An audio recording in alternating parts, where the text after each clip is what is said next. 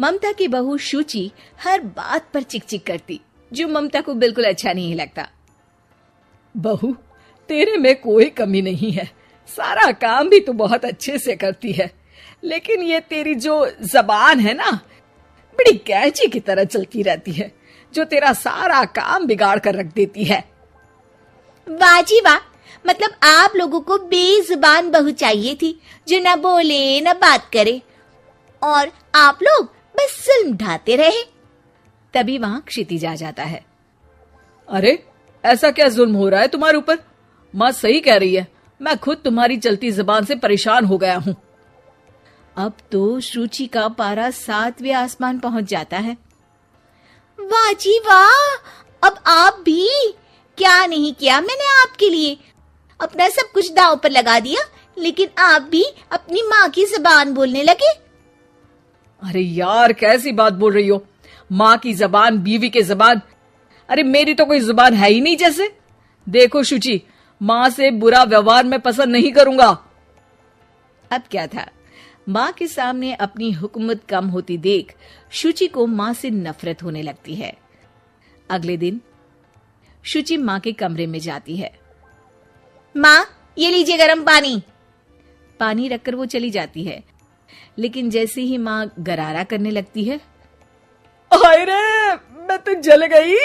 अरे पानी इतना गर्म क्यों दिया शुचि? मेरा तो पूरा का पूरा मुंह ही जल गया। वाह, मजा आ गया, लग रहा है गर्म पानी ने अपना काम कर दिया, अब और लगो ना मेरे मुंह। शुचि, माँ के चिल्लाने की आवाज आ रही है, और तुम कैसी हो कि जाती भी नहीं, देखती भी नहीं कि माँ को क्या हो गया। आवाज तो आपको भी आ रही है, जा तो आप भी सकते हैं, लेकिन नहीं, शुचि ने तो जैसे सारे काम का कॉन्ट्रैक्ट साइन कर लिया है तुम्हारे परिवार से। ये कहकर शुचि माँ के कमरे में जाती है, लेकिन जैसे ही वो कमरे में घुसती है, माँ जल्दी से शुचि को पकड़कर खींच लेती है और ऊपर एक बड़ी सी छिपकली गिरती है। शुचि छिपकली देखकर डर जाती है। हे भगवान, ये छिपकली मेरे ऊपर गिरती तो मैं तो मर ही जाती। हाँ बेटा, मैं जानती हूँ कि तू छिपकली से डरती है, और समय पर मेरी नजर पड़ गई, ऐसे मेरा मुंह जल गया है। प्लीज कुछ कर, रहा नहीं जा रहा है। शुचि को अपने किए पर पछतावा होता है और भागकर सास को बर्फ देती है। ये लीजिए, इसे मुंह में रख लीजिए, और गलती तो वैसे आपकी भी है, चेक करना चाहिए था ना आपको कि पानी कितना गर्म है। अरे 7 साल हो गए तेरी शादी को, तब तो चेक नहीं किया, अब क्यों करूं? वाह जी वाह, यहाँ भी मेरी ही गलती है। अरे इंसान हूँ, मशीन नहीं जो हमेशा सही रहूं। अच्छा, आज मैं दोपहर में सहेल के घर जा रही हूँ, अभी से बता देती हूँ। अरे हाँ हाँ, जाना, मैंने कब मना किया है? पता है नहीं किया, लेकिन बच्चे, हाँ हाँ, जैसे तू हमेशा बच्चों को साथ लेकर जाती है, मैं देख लूंगी ना। शुचि तैयार होकर सहेली के घर जाती है। अरे वाह शुचि, तेरी ड्रेस तो बहुत अच्छी है, तू ऐसे कपड़े पहन कर निकलती है तो तेरी सास कुछ नहीं कहती क्या? दूसरी सहेली बच्चा संभालते हुए कहती है। अरे सूची, सही है, तू एंजॉय भी कर लेती है लाइफ को, और बच्चा सास देख लेती है, तेरे तो मजे हैं भाई, मजे। अरे मजे कैसे, जब वो बोलती है ना तो बड़ा ही कड़वा बोलती है। रहने दे, अच्छा चल मैं जा रही हूँ, डिनर भी तो बनाना है ना। शुचि ये बोलकर वहां से चली जाती है। घर आकर देखती है कि माँ बच्चों के साथ खेल रही है। आ गई बेटा? आना ही था ना, खाना कौन बनाएगा? फिर रात होते ही सब चिल्लाने लगेंगे, खाना खाना, और फिर सबको मौका मिल जाएगा ना मुझे कहने का कि मैं सही हूं ही नहीं, खाना भी नहीं बनाती हूँ, और आप आप तो सबसे पहले बोलेंगी।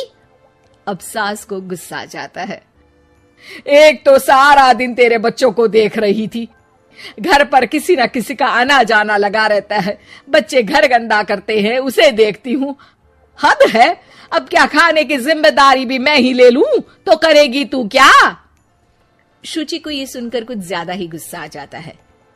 बस माँ जी बस, अरे ये तो गुलामों वाली जिंदगी हो गई, कोई फ्रीडम रहा ही नहीं, ऐसा लगता है कि बंद कर रह गई हूँ, घर तो किसी कैद खाने सा हो गया है। मन ही नहीं करता यहाँ रहने का।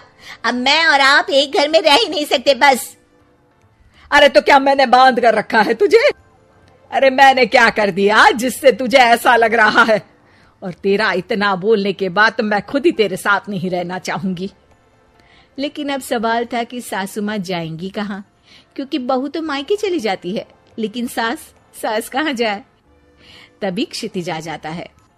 उसे भी सारी बात का पता चलता है। वो माँ को समझाता है, लेकिन वो मानती नहीं और ना ही शुचि मानने को तैयार।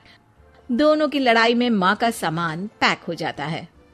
माँ अब कहाँ जाएंगी? मैं भी अपने मायके जाऊंगी।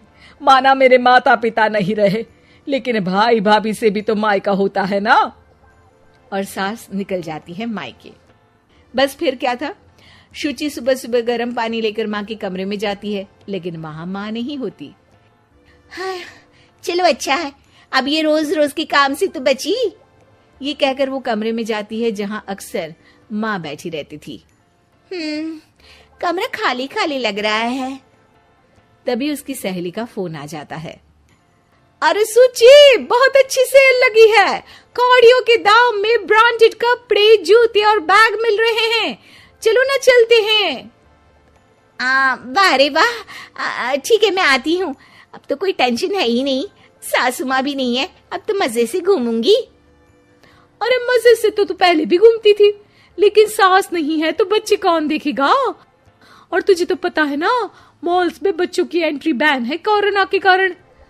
अरे तो फिर कैसे आऊंगी मैं? सेल तो बस आज के लिए है, कल खत्म।